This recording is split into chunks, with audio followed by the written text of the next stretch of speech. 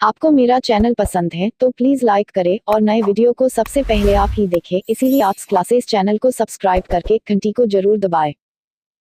तो चलिए नमस्कार जी, आप सभी को आपके ही अपने YouTube चैनल आर्ट्स क्लास के ऊपर में स्वागत है। मैं भारती सर पटना बिहार से। आज हम लोग बात करेंगे क्लास 12th का जो हिस्ट्री है उसके तीसरे चैप्टर के ऊपर में, जिस चैप्टर का नाम है बंधुत्व जाति तथा वर्ग, यानी काइंडशिप कास्ट एंड क्लास के ऊपर में। तो आप लोग पहले भी सुने ही होंगे कि अब राजा का बेटा राजा नहीं हो सकता। ये बड़े बड़े आप मोटिवेशनल स्पीकर के मुखों से आप सुने होंगे। फिर आप भारत के नंबर वन टीचर जो होते हैं, समझ बात ना, यानी जो जाने माने दिग्गज शिक्षक, उनके भी मुखों से आप लोग सुने होंगे कि अब कोई राजा का बेटा राजा नहीं हो सकता। और ये लाइनें क्यों बोलते हैं भाई, किस आधार पे बोलते हैं? तो वो इसी आधार पे, चूंकि प्राचीन काल में हमारे यहाँ क्या था कि 4 वर्ण होता था और वो चारों वर्ण जो था वो जन्म पर ही आधारित था कि जो आदमी एक बार ब्राह्मण में जन्म ले लिया वो ब्राह्मण ही होगा, जो आदमी क्षत्रिय में जन्म ले लिया वो आदमी क्षत्रिय ही होगा, और क्षत्रिय को ही शास्त्रों के अनुसार जो है वो राजा बनने का अधिकार था। बढ़िया से सुनेंगे बात को, तो क्षत्रिय ही राजा बन सकते हैं, और जो एक बार राजा बनेगा तो उसके पुत्र पर राजगद्दी जो है वो कहीं ना कहीं ट्रांसफर हो जाएगी, यानी राजा के लड़के को विरासत के रूप में राजगद्दी मिल गई तो राजा का बेटा राजा बन जाता था। तो क्या ये हद तक ठीक है कि ठीक नहीं है? आज इसी के ऊपर में हम लोग चर्चा करेंगे। पूरा एनसीईआरटी के हिसाब से आपके सोच को बैलेंस करेंगे।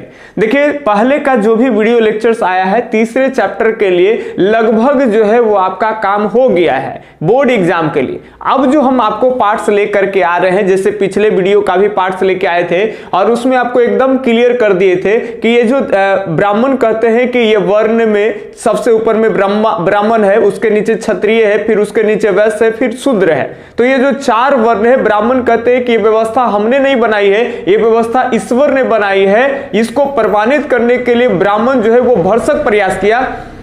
ये सारी बातें की चर्चा हम लोग पिछले वीडियो क्लास में कर ली है और आज ये चर्चा करेंगे। एक मिनट,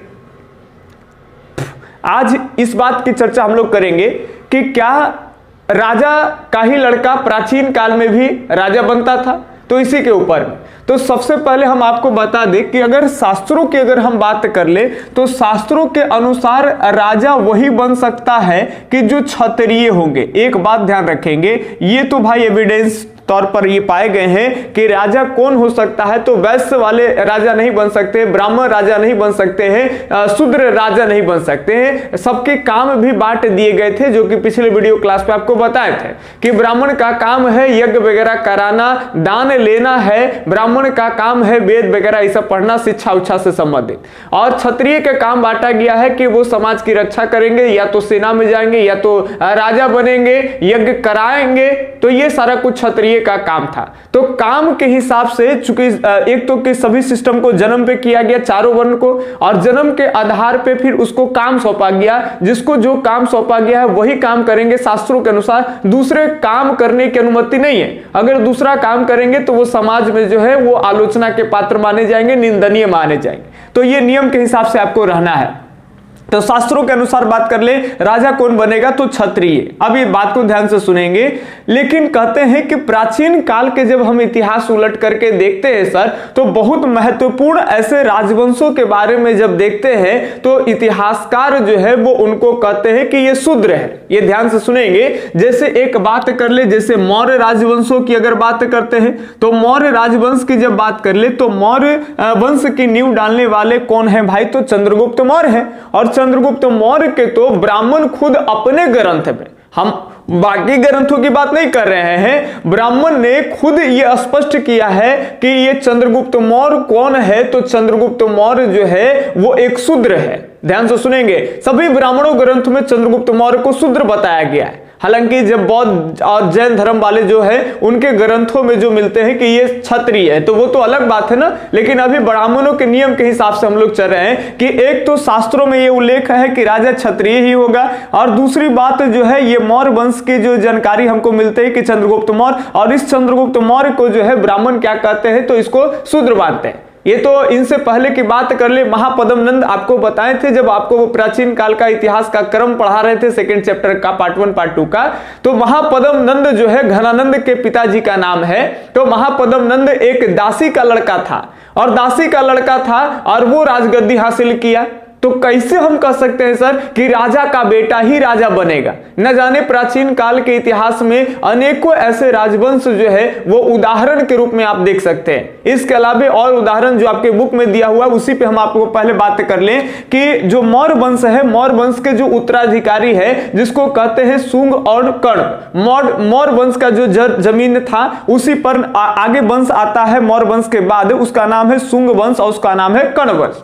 तो ये जो वंश आए, ये वंश के अगर शासकों के बारे में हम देखें तो वो तो खुद एक ब्राह्मण थे, बढ़िया से समझिएंगे। जैसे अगर हम बात कर ले शुंग वंश के एक प्रतापी राजा जिसका नाम पुष्यमित्र शुंग है, और पुष्यमित्र शुंग क्या है? तो एक ब्राह्मण है।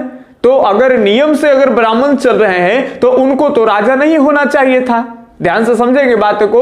वो जान रहे कि हम खुद ब्राह्मण हैं, अगर हम अपन ब्राह्मणीय कर्तव्य का अगर हम पालन कर रहे हैं, शास्त्रों के नियम से हमको चलना है, तब तो हमारे देखा देखी समाज चलेगा। अगर वो ऐसा मानते थे तो फिर राजा क्यों बनते थे?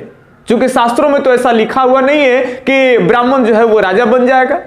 समझिएगा बात को, यही चीज समझना है आपको बाखूबी ढंग से। आपको हमारे क्लास में हर एक पॉइंट्स को समझने के लिए मिलेगा। चलिए अब ध्यान से समझेंगे बात को। तो इस बात के ऊपर में कर दिए कि जो शुंग वंश वाले आए, कर्ण वंश वाले आए, मौर्य वंश वाले आए, महापद्मनंद नंद वंश वाले आए, ये सब तो कोई क्षत्रिय नहीं है, ये तो क्षत्रिय के छोड़ करके है। कोई ऐसे राजा आ रहे हैं जो वैश्य से संबंधित है, कोई ऐसे राजा आ रहे हैं जो शूद्र से संबंधित है, और कोई ऐसे राजा आ रहे हैं जो खुद ब्राह्मण से संबंधित है। तो कैसे कर सकते हैं कि राजा का लड़का ही राजा बनेगा? समझ रहे बात ना? तो ये बात ध्यान रखेंगे। ऐसी कुछ बात ना तो प्राचीन काल है जिसको देख करके आज हम लोग पूरा बोलते हैं चिल्ला चिल्ला के कि अब राजा का बेटा राजा नहीं बनेगा। अरे भैया पहले बताए ना कि इतिहास कई लोग यही सोचते हैं कि इतिहास बीतल बात है, छोड़ दो, उसको क्या पढ़ना है। अरे जो बीत गया वो क्या करना, हम आगे के सोचेंगे। तो आप जितना आगे चल जाओ, ये आगे वर्तमान का अधिकांश भाग अतीत से मिलता है, और अतीत को बढ़िया से अगर समझ लेंगे तो वर्तमान में जीने का जो रास्ता है एकदम सरल और आसान हो जाएगा। तो ध्यान से सुनेंगे बात को। यहां पे कहते हैं कि प्राचीन काल में यही था कि जो राजा वो बन सकता है, चाहे आप किसी भी वर्ण से हो, कोई भी समाज में नियम है उससे मतलब नहीं है। जो समर्थन और संसाधन जुटा सकता है वो आदमी राज कर सकता है। शास्त्र जाए भाड़ में, शास्त्र का कोई उल्लेख नहीं है, शास्त्र अपना करते रह जाएगा, सब चीज के अपवाद होता है। ये ध्यान सुनेंगे। अब आपको लग रहा हो सर संसाधन और ये संसाधन जुटाना और ये जो है समर्थन जुटाना, इसका क्या मतलब है? आप अपने में जैसे पूरा खड़ा कर लो। जैसे आज होता है ना कि हम चुनाव लड़ रहे हैं, तो चुनाव लड़ रहे हैं तो हमारे फेवर में बहुत सारा आदमी आ गया, बहुत सारे कहे ना हमारे जात पात के आदमी आ जाए। आज तो यही ना हो रहा है कि अहिरान वाला खूब आदमी आ गया है तो खूब वोट मार देगा तो सरकार बना सकता है। बाकी अगर अहिर आदमी छोड़ कर करके ओकरा कोईरान चाहे और कोई जो जात पात के आदमी है ओकरा अगर देखल भी नहीं चाह रहा है लेकिन ओकर समर्थन हो गया ज्यादा तो मुख्यमंत्री बन सकता है।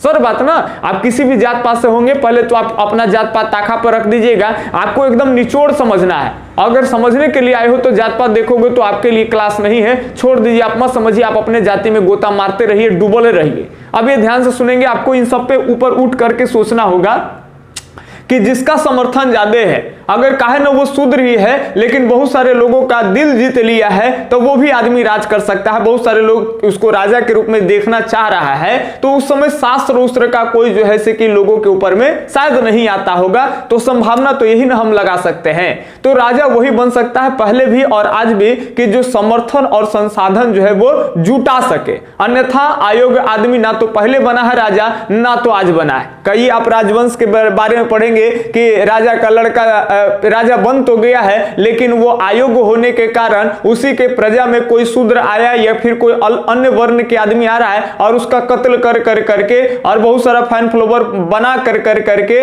लोगों को दिल जीत कर करके संसाधन जुटा करके वो राजगद्दी पर बैठ गया। तो ये लाइनें बिल्कुल खराब है, ऐसे नहीं बोलना चाहिए आपको कि अब राजा का, अब और तब के मतलब क्या मतलब है जी? पहले भी तो आप पहले इतिहास पढ़ के लो ना बढ़िया से, उसके बाद आप बोलिएगा। चलिए ये तो आपको समझ में आ गया। इसके अलावा थोड़ी बहुत इसी पे और बात कर ले। कहते हैं कि शक का नाम आप लोग सुने होंगे। 4 देशी और 4 विदेशी राजवंशों के बारे में जब हम आपको पढ़ाए थे तो उसमें बताए थे कि सर शक हमारे यहाँ का नहीं है। शक जो शासक है, बहुत सारे शक शासक है, वो हमारे यहाँ का नहीं है। इस शक वाले मध्य एशिया से भारत में आए हैं। तब मध्य एशिया से आए हैं तो ब्राह्मण इसको क्या कहते हैं? बहुत सारे संस्कृत के ग्रंथों में ब्राह्मण शकों को कहते हैं कि ये अन्य देश से आया है, तो अन्य देशीय है। ये ध्यान से सुनेंगे। तो इन शकों को ब्राह्मण अपने ग्रंथों में हीनता दिखाने के लिए, नीचा दिखाने के लिए मलेच्छ, बर्बर और अन्य देशीय कह करके बुलाते हैं। बढ़िया से समझिएगा बात को। यानी कहीं ना कहीं इस शकों को प्राचीन काल के शास्त्रों के अनुसार जो है इनको वैल्यू नहीं दिया जा रहा है। चूंकि ये मध्य एशिया से आए थे, हमारे देश के नहीं है, तो इनको अन्य देशीय कहते हैं। ये कहते हैं कि ये बर्बर है, ये मलेच्छ है, ये असभ्य तरह के है, तो इसको कहीं ना कहीं हीन नजर से देखा जाता था। कौन है भाई? शक है। कहते हैं कि इसको संस्कृत नहीं पढ़ने आता था, असभ्य। जिसको संस्कृत पढ़े आएगा, भारत में रहेगा, तब ना उस सभ्य कहलाएंगे। अब लेकिन बात ध्यान से सुनेंगे। इसी शक में एक प्रमुख प्रसिद्ध शासक के बारे में आप जानते होंगे, जिसका नाम रुद्रदामन है।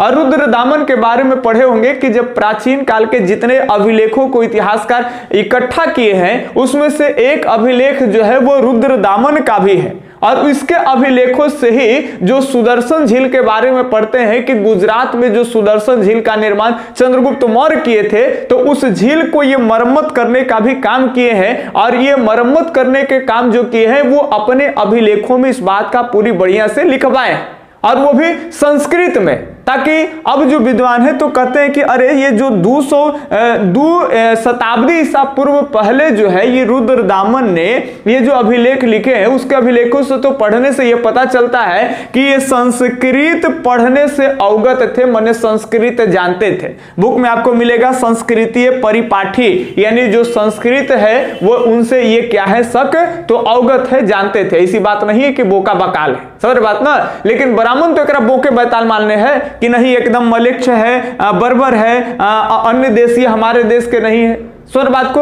अब चलिए, ये तो थोड़ी बहुत बात हो गई, लेकिन अब दिलचस्प बात यहां से स्टार्ट होगा, बड़ा बढ़िया से देखेंगे। अब ये तो आपको इतिहास का मजा आएगा। ये सब केवल समझना है, जितना समझ करके माइंड एकदम ग्रो कर लो वो कर लो। इसके बाद आपको 11 और 12 में कोई बारीकी से, 12th के बाद आपको इतना कोई बारीकी से नहीं समझाएगा, समझ रहे बात ना। ये सब भी पढ़ाने के लिए आपको ऐप पे बुला के 600-700 रुपया पर सब्जेक्ट का लेगा, और हो सकता है कि उतना बारीकी से चर्चा इस पे करेगा भी नहीं, लाइन बाय लाइन वो अपने पढ़ले पार कर देगा। चलिए यहां ध्यान से सुनेंगे। अब कहते हैं कि दिलचस्प बात यह है कि सातवाहन कुल के एक प्रसिद्ध शासक, अब सातवाहन कुल में एक प्रसिद्ध शासक कौन है? आप लोग गौतमी पुत्र का नाम सुने होंगे, श्री सातकर्णी। उसके बारे में ही कहते हैं कि गौतमी पुत्र श्री सातकर्णी, ये ध्यान से सुनेंगे, एकदम ये प्रसिद्ध शासक है। कौन में से? तो ये सातवाहन कुल के, तो सातवाहन कुल के ये प्रसिद्ध शासक है। और ये अपने आप को कहता क्या है? तो ये अपने आप को बताता है कि मैं एक अनूठा ब्राह्मण हूं, मैंने एकदम बेजोड़ वाला, काड़ा वाला ब्राह्मण अपने आप को ही बताता है। अब चलिए तो ये ब्राह्मण जी के देखे कि नियम क्या है और ये क्या कर लेते हैं। चलिए ध्यान से सुनेंगे। पूरे कहते हैं कि सातवाहन शासकों में ये एक जो है वो खतरनाक टाइप का शासक है, फेमस एकदम जो है वो रूलर्स है। अब ये अपने आप को कहता है कि हम एक अनूठा ब्राह्मण है। अब ये ध्यान से सुनेंगे। यही नहीं, ये भी कहते हैं कि जो समाज में जो 4 गो वर्ण है, इन 4 वर्ण के बीच में जो है वो विवाह नहीं होना चाहिए। मतलब से अब समझेंगे बात को, यानी अपने में विवाह करो, वर्ण में विवाह मत करो, एक वर्ण दूसरे वर्ण में मत करो। यानी ब्राह्मण जो है वो क्षत्रिय में विवाह नहीं करेंगे, क्षत्रिय ब्राह्मण में नहीं करेंगे, या ब्राह्मण शूद्र में नहीं करेंगे, शूद्र ब्राह्मण में नहीं करेंगे। यानी ये जो वर्ण के बाहर विवाह करने को लेकर करके ये मना करते हैं। और हमारे शास्त्रों में भी यही लिखा गया है कि वर्ण के अंदर में विवाह होगा और गोत्र के बाहर में होगा। गोत्र के अंदर विवाह करेंगे तो अंतर विवाह माना जाएगा, जिसका समाज में मान्यता नहीं था। ये ध्यान रखेंगे। बहिर्विवाह का मान्यता है कि गोत्र के बाहर विवाह करिएगा तब उसकी मान्यता है। चूंकि गोत्र के अंदर में भाई बहन लगते थे, ये हम लोग पहले वीडियो क्लास में डिस्कस कर लिए हैं। अब यहाँ पे ये कह रहे हैं कि वर्णों के बीच में विवाह यानी एक वर्ण दूसरे वर्ण के बीच में विवाह जो होगा यानी इंटर कास्ट मैरिज आज के डेट में जेकरा कहते हैं वो नहीं होगा। इसको लेकर के ये रोक भी लगाए। चलिए एक बात तो ये तो शास्त्र के हिसाब से काम कर रहे हैं और खुद को ब्राह्मण है, लेकिन आपको जानकारी दे दे कि रुद्रदामन के परिवार से ये खुद जो है अपना एक फैमिली जो है वो संबंध स्थापित किए। अब ध्यान सुनेंगे, रुद्रदामन कौन है? तो रुद्रदामन शक वाला है और शक को ब्राह्मण क्या कहे हैं? तो मलेक्ष कहे हैं, बर्बर कहे अन्य देशीय यानी अन्य देश से आया है। इसको हीनता नीचा दिखाने का काम जो है वो ब्राह्मण किए हैं और ये अपने आप को तो अनूठा ब्राह्मण मानता है सातवाहन। और ये भी कह रहे हैं कि हमारे यहाँ 4 वर्णों के बीच में जो है वो आपस में विवाह नहीं होगा एक वर्ण के दूसरे वर्ण को, यानी इंटर कास्ट मैरिज एकदम बैन है। लेकिन अपने कौन काम किए हैं? तो देखिए कि 4 वर्ण तो बड़ी दूर की बात है सर। अब ये ध्यान से सुनेंगे, ये वर्ण के छोड़ कर करके और जिसको मलेक्ष कहा जाता था, जिसको बर्बर कहा जाता था, जिसको अन्य देशीय से आए हुए व्यक्ति कहा जाता था, ऐसे घराने में ये अपना जो है वो संबंध स्थापित किए, वो भी वैवाहिक संबंध। सच बात ना? तो ये आज भी है। अगर तुम शूद्र भी होगे, तुम नीच जाति के भी अगर आदमी होगे, अंबानी नियन हैसियत अगर करने लगोगे तो तुमको ऊंच घराने के भी बेटी कोई आराम से दे देगी। सच बात ना? अब प्राचीन काल में यही है, कहां अंतर है? समझ बात ना? नियम ताखा पर रहता है और भाई उसका कुछ ना कुछ निष्कर्ष अपवाद ये आते रहते हैं और उसी के ऊपर में अब हम आपको चिंतन करा रहे हैं जो शास्त्रों वगैरह से सब कहीं से हट करके है। और ये भी दुनिया हमारे इतिहास में बीते हैं, तो ये सामान्य बातें नहीं है। जो नियम बनते हैं ना, कोई भी नियम को देखो तो नियम को पालन कौन करते हैं? गरीब गुरबा, कम पढ़े लिखे आदमी। जो ज्यादा शिक्षित है वो अपनी दुनिया खुद बनाता है सर, दूसरे के बनी बनाई दुनिया पे नहीं रहता है। समझ रहे बात ना? और यहां हो रहा है, ये सब साधारण लोग नहीं ना, ये सब राजा है, बड़े बड़े राजा है, तो ये अपने हिसाब से काम कर रहे हैं। शास्त्र में जो रचना है वो तो नीच जात के आदमी, जो छोटे मोटे काम ताम करने वाले आदमी है, साधारण आदमी है, खूब धर्म के गोता में मारले है, खुद धर्म कैसे कह रहा है उसे खूब चल जा रहा है, लेकिन जो फेमस आदमी है वो सब नहीं मानेगा। चलिए ध्यान से सुनेंगे, बढ़िया समझेंगे। अगर वीडियो के बीच में चले जाएंगे तो आपका जो है कि थॉट ऐसे अधूरा रह जाएगा। तो बढ़िया चिंतन रखने के लिए आपको पूरा वीडियो देखना ही होगा। चलिए बढ़िया से सुनेंगे बात को।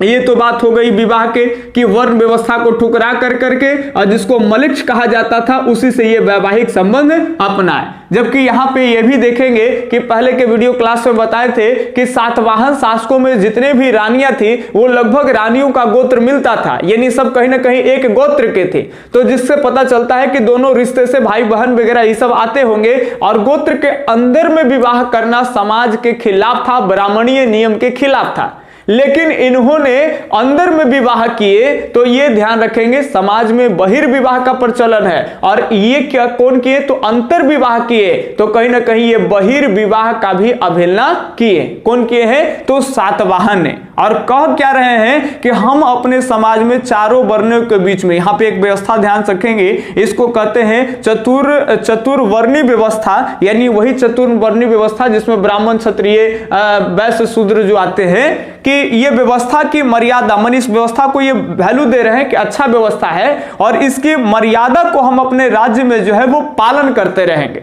ध्यान रखेंगे 4 वर्ण के बारे में। लेकिन अगर हम ये कहते हैं कि ठीक है, आप 4 वर्णों के बारे में अगर बात करते हैं कि इसकी मर्यादा को हम टूटने नहीं देंगे, ये पालन करते रहेंगे, तो इसके हिसाब से राजा तो कोई क्षत्रिय बन सकता था। तब बताओ तुम ब्राह्मण होकर के काहेला राजा बन गए? बढ़िया से समझिएगा बात को कि प्राचीन काल के ये बातें हैं कि खुद कह रहा है कि हम अपने यहाँ व्यवस्था को एकदम लागू कैले रहेंगे, एकदम टनाटन, और टनाटन लागू करेंगे। तब ये टनाटन नियम के हिसाब से कहा है कि राजा कौन बन सकता है? तो राजा केवल क्षत्रिय बन सकता है, बाकी ब्राह्मण को राजा बनने का अधिकार नहीं है, वैश्य को राजा बनने का अधिकार नहीं है। ये खुद ब्राह्मण से है, आप बढ़िया से सुनिएगा, ये खुद ब्राह्मण से है लेकिन ये राजा बनल है। अब बताइए, तो कहीं ना कहीं नियम के उल्लंघन कर रहा है, लेकिन कह क्या रहा है कि हम नियम का पालन कर रहे हैं। ये ध्यान से सुनेंगे, कहना और करना बड़ा अंतर होता है सर। चलिए आगे ध्यान से सुनेंगे, जो कि अभी आपको बता दी एनसीईआरटी का लाइन है कि खुद ये ब्राह्मण था तो और नियम का ये अवहेलना किया, साथ ही साथ ये अंतर विवाह किया, लेकिन जो है समाज में बहिर्विवाह का मान्यता था, ये अंतर विवाह किए, ये विवाह में भी वही गड़बड़ी कर दिया। तो ये तो आप लगभग अपवादित बातें देखें कि विवाह को लेकर करके राजा क्षत्रिय ही हो सकता है, इस सब के लेकर के आपके थोड़ी बहुत चिंतन हुई होगी। अब बात थोड़ी सी आपके बुक्स में जाति के ऊपर में है, तब इसमें एक ही बात आपको ध्यान में रखवा दे, ज्यादा इसमें कुछ दिया हुआ नहीं है, इसके बारे में आगे चर्चा हम विस्तार से करेंगे। तो वर्ण और जाति के बीच में थोड़ी सी एक अंतर आपको याद रखना है कि पहले तो 4 वर्ण ही थे, आगे चल कर करके कुछ ऐसे भी काम वगैरह करने वाले लोग आ गए कि जिनको वर्णों में शामिल नहीं किया गया, तो उनको अलग से जातियां बना दी गई और फिर धीरे धीरे वर्ण भी टूटने लगे और वर्ण भी टूटते टूटते कई जातियों में चेंज हो गए। अब यहाँ पे एक बात आपको समझना है कि चाहे वर्ण की बात हो चाहे जाति की बात हो, दोनों जन्म पर आधारित थी। ये बढ़िया से सुनेंगे, चाहे वर्ण की बात हो, 4 वर्ण, एक बार अगर कोई ब्राह्मण में जन्म ले लिया तो वो ब्राह्मण ही है, यानी जन्म पर आधारित है। और जात भी सब वही था कि एक बार जो जात में आप पल गए हैं आप वही जात के कहलाएंगे। तो वर्ण की बात हो चाहे जाति की बात हो, दोनों के दोनों जो है वो जन्म पर आधारित था। इतना बात समझ में आ गया।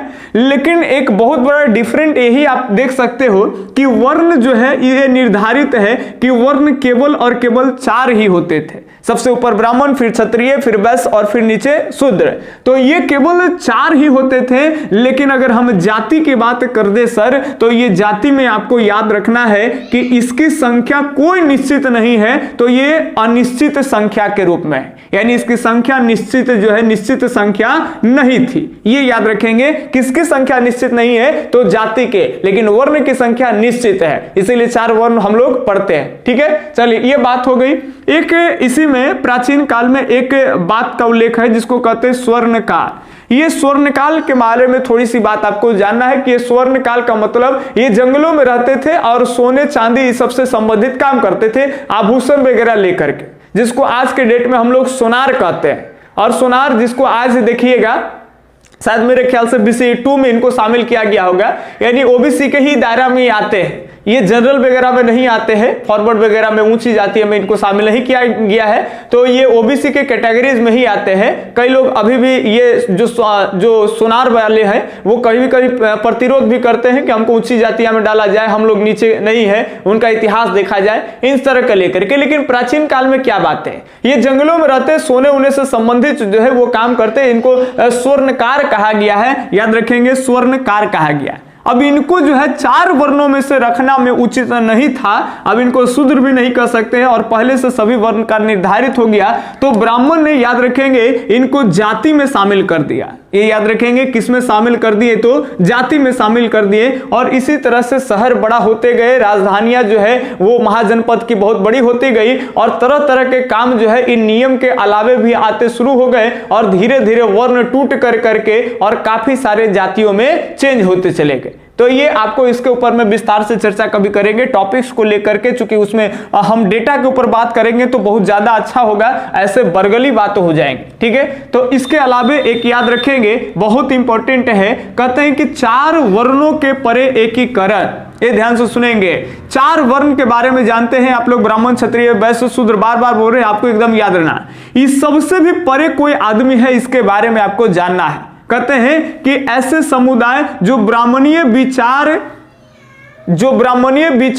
और जो भी आपका संस्कृत साहित्य है, बढ़िया समझेंगे, संस्कृत साहित्य और जो ब्राह्मणीय विचार है, इन सबसे हट करके है, इस सबके कोई नियम कानून एकरा पे नहीं है, ऐसे भी कोई समुदाय है। बढ़िया से समझिएगा बात को कि जिसपे ये जो ब्राह्मण की बनाई हुई जो दुनिया है ना, वर्ण व्यवस्था वगैरह से लेके ये काम करेगा, वो काम करेगा, धर्म ऐसे करता वैसे करता है, इन सबका इन लोगों पे कोई असर नहीं है, कुछ भी नहीं मानता। लेकिन क्या ऐसे लोगों का समाज से कोई आदान प्रदान नहीं है? तो बिल्कुल है, समाज से उसके कनेक्टिविटी भी है, लेकिन इन ब्राह्मणियों विचार से उस समय में भी कोई ऐसे समुदाय है जो मुक्त होते हैं। अब वो कौन है? अब आपको समझना है कि आखिर वो कौन है कि जिसके ब्राह्मण के ऊपर में जो विचारें हैं उस पे या तो लादी जा रही है, लेकिन फिर भी वो लदा नहीं रहा। जैसे आप मॉडर्न हिस्ट्री आपको हम पढ़ाएंगे तो आपको बताएंगे संथाली विद्रोह के बारे में जानते होंगे तो ठीक है, नहीं तो आपको बताएंगे कि झारखंड में राजमहल की पहाड़ियां थी और राजमहल की पहाड़ियां इतना घनाघोर, इतना भेद थी, डरावना, एक बार में पहाड़ी को इधर से उधर कोई आदमी बाहर के नहीं पार करेगा, बाहर के आदमी रास्ता ही भटक जाएगा, लेकिन उसके अंदर में रहने वाले जो लोग हैं, जनजाति लोग हैं, वो जानते हैं कि किधर किधर रास्ता है और वो अपने जंगल में ही रह रहे हैं, पहाड़ी ही उसका जीवन यापन का सारा चीज है और वही रहना पसंद करता है। और बाहर में चारों तरफ जो है अंग्रेज पूरा एकदम एक्स टैक्स लगा के ठीक कर लिया। पहले आया, व्यापार किया, लोगों को जर जमीन दिया, सबको लोभ लालच दे करके खेती बाड़ी कराया और फिर लगान का रेट इतना बढ़ाते गया, इतना बढ़ाते गया कि बाहर के जो जनता थे वो एकदम तबाह हो गए थे। लेकिन जो पहाड़ी में रहने वाले जो जनजाति, जो अनपढ़ है, मलेच्छ है, आप जो कर सकते हैं उनके बारे में, चूंकि वो पढ़े लिखे नहीं है, कंदमूल खाते हैं, वो रहते हैं, उन्हीं के बारे में हम कह रहे हैं कि वो अंग्रेजों के बनी बनाई दुनिया से मुक्त। एक तरफ लगभग भारत के क्षेत्रों पे अंग्रेज के नियम चल रहा है और भारत के अंदर में ही एक ऐसे समुदाय भी रह रहा है कि जिसपे अंग्रेज के कोई नियम का बाल बाका नहीं है, कोई नियम सुनवैया नहीं है, वो अपने हिसाब से जी रहा, अपने हिसाब से एकदम मस्त है। सर बात ना, तो वही चीज आपको सोचना है प्राचीन काल में कि प्राचीन काल में इतनी ब्राह्मण की बनी बनाई दुनिया है, नियम है, हो शास्त्र है, शास्त्र ऐसे करना है, वैसे करना है, ये पूजा करो, हो पूजा करो, लेकिन इन सबसे कोई अगर मुक्त है तो वो कौन हो सकता है? इसी पे आपको विचार करना है। वो कोई और नहीं, वो विचित्र आदमी, जिसको ये हम नहीं कह रहे हैं, ये आपको संस्कृत में ग्रंथों में मिलता है, इसके बारे में शब्द, ये विचित्र है, असभ्य है, पशुवत चित्रित इसको किया गया है। विचित्र का मतलब, असभ्य मतलब आप समझ रहे हैं, सभ्य नहीं है, एकदम गंदा संदा पहनता है, जैसे तैसे रहता है, ढंग से रहने नहीं आता है, मन इसको हीनता दिखाया जा रहा है। पशुवत चित्रित इसको किया गया है, इसका मतलब है एकदम जानवरों के समान इनको दर्शाया गया है, तो ऐसे माने हीनता से दिखाया गया है। और ये कहाँ रहते थे? तो ये ज्यादातर जंगल वाले समुदाय में रहेंगे, शिकार करेंगे, कंदमूल संग्रह करते थे। अब इनको ब्राह्मण कहते थे कि इनको लाख प्रयास किया गया कि कृषि कर्मियों की तरह ढाला जाए। जैसे बाकी सब लोग खेती बाड़ी करते हैं, धर्म के हिसाब से जीते हैं, वैसे ब्राह्मण इनके ऊपर में लाख प्रयास किए, लेकिन ये अपने आप में मस्त रहे वाला आदमी है, ब्राह्मण के कहां सुनवैया था। तो ब्राह्मण एकदम थक हार गए हैं और इनको लिखे हैं कि इनको कृषि कर्मियों के जैसा जो है समाज में नहीं ढाला जा सकता था। इनको कहे हैं कि ये असंस्कृत भाषी हैं, जो संस्कृत नहीं जानते हैं। अब इनके बारे में आपको विस्तार से चलाएंगे कि ये है कौन भाई, इसका क्या नाम है? तो सर इसका नाम है चंडाल। याद रखेंगे, ये चंडाल है जो 4 वर्णों के अलावे है। शूद्र भी नहीं समझिएगा, शूद्र तो 4 वर्ण में शामिल है, लेकिन 4 वर्णों से भी अलावे एक और आदमी है जिसका नाम है चांडाल। अब ये चंडाल, एक चंडाल फिल्म भी आता है मिथुन चक्रवर्ती का, आप देखे होंगे शायद, जेकरा में एगो कॉमेडियन होगा, आरतिया के सूझ जाता है जैसे कि कंकलवा के साथ में, और आता है एकदम सपना ओकरा आ कंकलबे जो ताश उस खेले लगता है, अब ओकर बाद देखता है कि ये कंकाल है, डर जाता है, कॉमेडियन होता है। चंडाल फिल्म देखे होंगे, मुर्दा एकदम जलाएगा, एकदम गांव से बाहर रहेगा, पूरा असभ्य की तरह। उनके बारे में पूरा ऐसा थॉट अगले वीडियो में लेके आएंगे कि आपको प्राचीन काल में एकदम बढ़िया समझ डेवलप होगा। आपको हर चीज का अपवाद पर भी हम जोर देने लगेंगे और आपका जो सोच अब तक एक पछुए है उस सबको बैलेंस करने लगेंगे हम। आपको लगता है चंडाल के बारे में अलग अलग आप क्या सोचते होंगे, ये 2-4 लाइन से केवल काम नहीं, हम आपको केवल फैयान की ही बातें नहीं कहेंगे, हेवेनसांग से लेकर करके हिनसांग, फैयान क्या चंडालों के बारे में कहते हैं, इसके अलावे में भी कुछ थॉट की बातें हैं जो अगले वीडियो क्लास में हम करेंगे। तो अगर वीडियो अच्छा लगता है तो आप लाइक किया करिए। अगर आपको लगता है कि सर आपको कुछ सोच जनरेट हो रहा है, अच्छा लगता है, आपके क्लास देखते हैं तो अच्छा लगता है, भाई फ्री क्लास इतना बढ़िया मिल पाता है, तो प्लीज एक लाइक और एक सब्सक्राइब कर दीजिए कीजिए। और जो भी अगर आपके दोस्त है, चाहे वो यूपीएससी की तैयारी करने वाले हैं या फिर बीपीएससी की तैयारी करने वाले हैं या फिर वो 12th बोर्ड के लिए है, तो उनके ऊपर में इस वीडियो को आप लोग शेयर कर दिया कीजिए या फिर उनको एक बार बता दीजिए कैसे चैनल है। उनको पसंद आएंगे तो वो कंटिन्यू बने रहेंगे, ना पसंद आएंगे तो कोई दिक्कत नहीं, ठीक है। 12th के बच्चों के लिए हम एक बार फोर्स फिर से करना चाहेंगे कि जो नोट्स लेके पढ़ रहे हैं वो तो ठीक है भाई, आपका 70 से 80% आपकी तैयारी है। अगर उसको रिवीजन में लेते रहोगे तो 90+ आपकी तैयारी मानी जाएगी। लेकिन बाकी लोग जो नोट्स नहीं लेते हैं, वीडियो लेक्चर कितना भी देख लेंगे, ये टिकता नहीं है, खत्म हो जाएगा। जब तक आप उसको नोट्स फॉर्म में क्वेश्चन आंसर क्या बनने वाले हैं, बोर्ड को लेकर करके ऑब्जेक्टिव प्रश्न कैसे आएंगे, ये सब आप लेकर करके एक जगह उसको लिख लेंगे और लिखने के बाद उसको रिवीजन करेंगे, तब भी आपका जो है वो तैयारी बढ़िया होगा। ठीक है, तो बस यही कहेंगे कि आप लोग सब्सक्राइब कर दीजिए अगर नहीं किए हैं तो, और मिलते हैं अब अगले वीडियो लेक्चर्स में। तब तक के लिए धन्यवाद। जय हिंद, अल्लाह हाफिज।